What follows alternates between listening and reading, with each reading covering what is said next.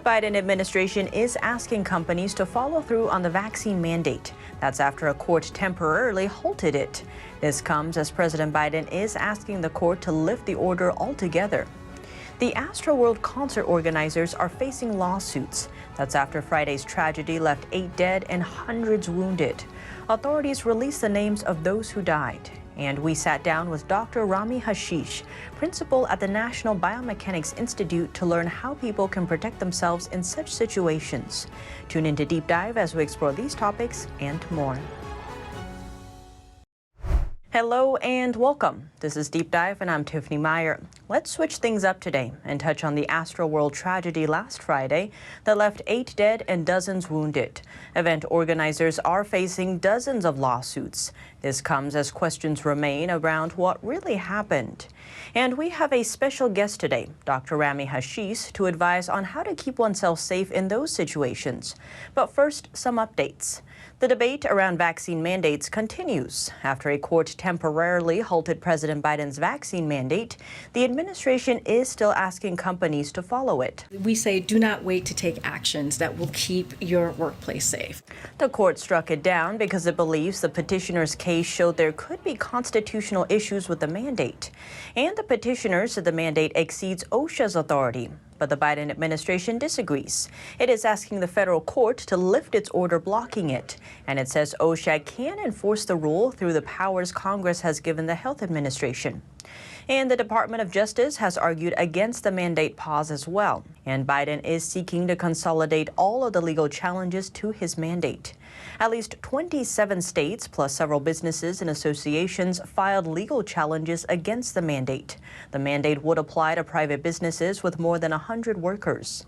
Employees who do not receive the shots by January 4th would be required to wear a mask and be tested weekly for the virus. Despite the legal challenges in court, the Biden administration is confident the rule will stand. Now, let's turn to the tragedy that struck Astroworld. While more information has come out, questions remain. Concert organizers are facing over a dozen lawsuits. So what happened? Authorities are still investigating the finer details, but the case is now a criminal probe. The FBI is assisting in the investigation. According to fans, a stampede towards the stage crushed concertgoers. Travis Scott was performing at the time. What triggered the crowd surge is still unclear, but according to reports, the crowd of around 50,000 people started pressing towards the front of the stage when Travis Scott was performing. Houston's fire chief said in a news conference that around 9 p.m. on Friday night, the crowd began to compress towards the front of the stage, and that caused some panic, and it started causing some injuries. People began to fall out, become unconscious, and it created additional panic.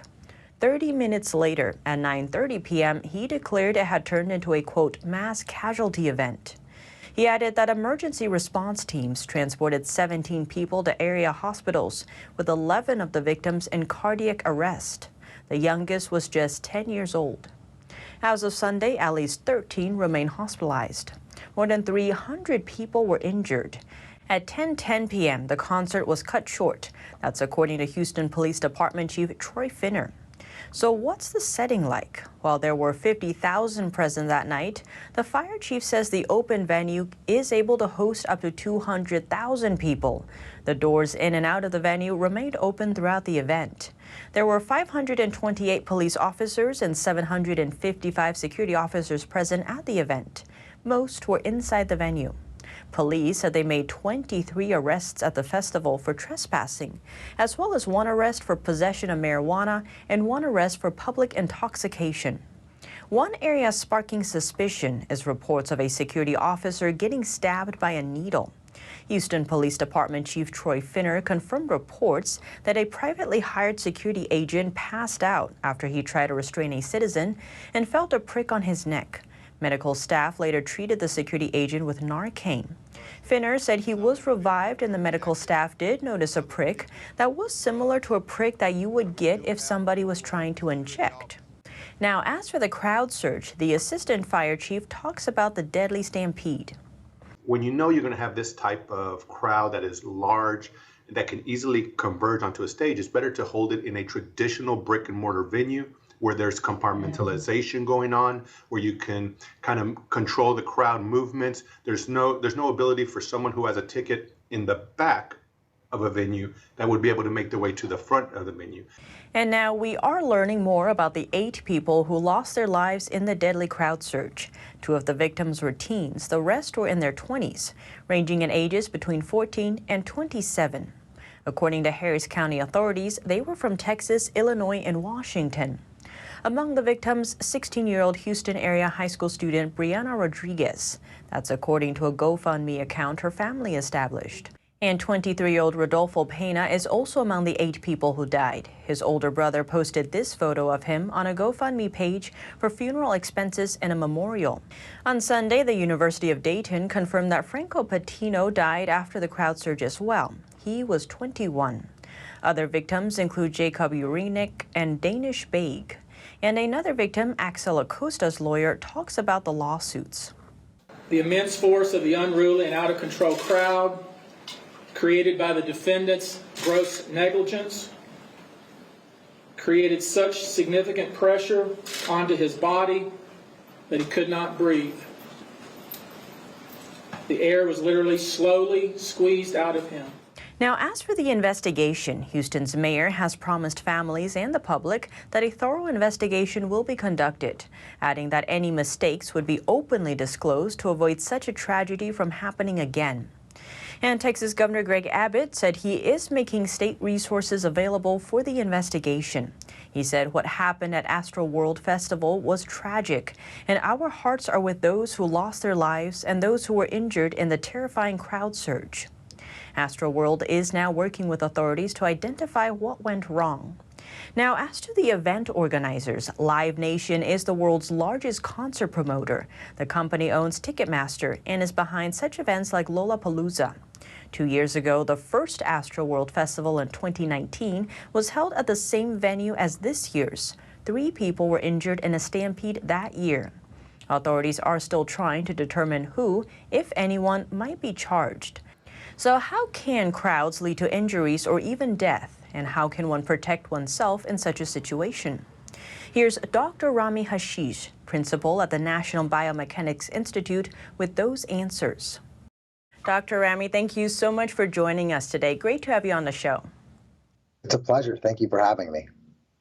So recently with the Astroworld tragedy, there's a lot of reports where people are saying they were crushed and they couldn't breathe. So to start off, how can crowds or mosh pits lead to injuries, or in this case, death?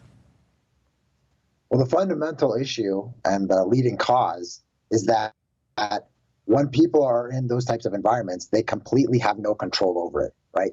So they're surrounded by thousands of people. And when you're surrounded by thousands of people, regardless of what you want, may not necessarily happen. You have no control over the environment. So they're largely dictated by others' actions.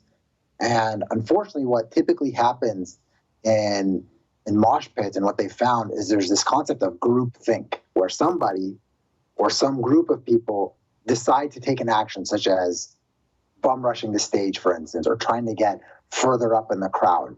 And then the group kind of lose their senses, so to speak, and then they just follow through.